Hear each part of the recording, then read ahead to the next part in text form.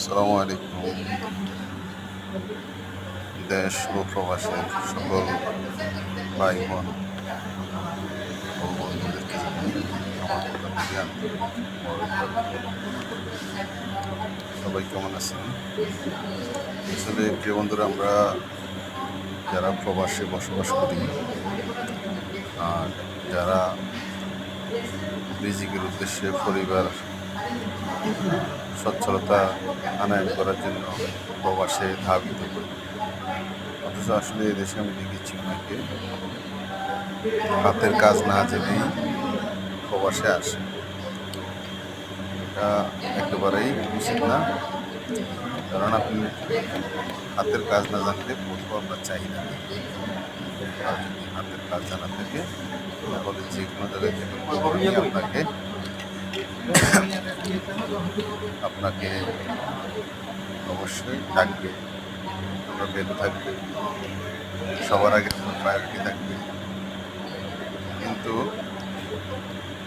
আমি বর্তমানে আরব আমিরাতের আবুধাবিতে বসবাস করতেছি। তো আমি আজকে 2 বছরে যতটুকু বুঝতে পারছি, দেশে অনেক লোক আছে যারা লাইসেন্সধারী কিছু লোকের মাধ্যমে এসেছে, আসার পরে ওরা তাদেরকে ছেড়ে দিয়েছে। তো নিজের থাকা, নিজের খাওয়া, এগুলো সব কিছু নিজেকে বহন করতে হয়। এমনও দেখেছি অনেক প্রবাসী সকাল বিকাল নাস্তা করে না, আর না খেয়ে একবেলা দুবেলা না খেয়ে থাকে, এরকমও অনেক আছে। কিন্তু আমরা আসলে নিজের সচক্ষে দেখতেছি কাজ নাই, এরকম না, কাজ আছে, কিন্তু আপনাকে কাজ জানতে হবে। এসি মেনটেন্যান্স বলেন, প্লাম্বার বলেন, তো ইলেকট্রিশিয়ান বলেন, যে কোনো কাজ জানা থাকলে বিদেশে কখনোই আপনাকে হাত করতে হবে। কিছু সিজনাল কাজ আছে যেগুলো আপনার সাময়িক করলেও আপনার ভিসার কস্টিং, থাকা খাওয়ার কস্টিং, এগুলো বাদ দিয়ে পরিবারের জন্য কিছু টাকা পাঠানো অনেক লাভ হয়ে যায়।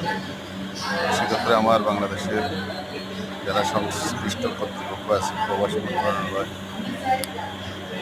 এরপর যারা প্রশিক্ষণ দেয়, উপজেলা পর্যায়ে, জেলা পর্যায়ে কারিগরি শিক্ষা যারা দায়িত্বে আছেন, অবশ্যই বাংলাদেশের, আমি জানি কিছু সার্ভিস চালু আছে, এগুলো নিতান্তই নগণ্য, তেমনটা সম্প্রসারিত না, আর এতটুকু জনপ্রিয় না, মানুষের আগ্রহ করে ওখানে কাজ করতে, কাজ শিখতে চায় না। ভালো একটা উদ্যোগ হয়।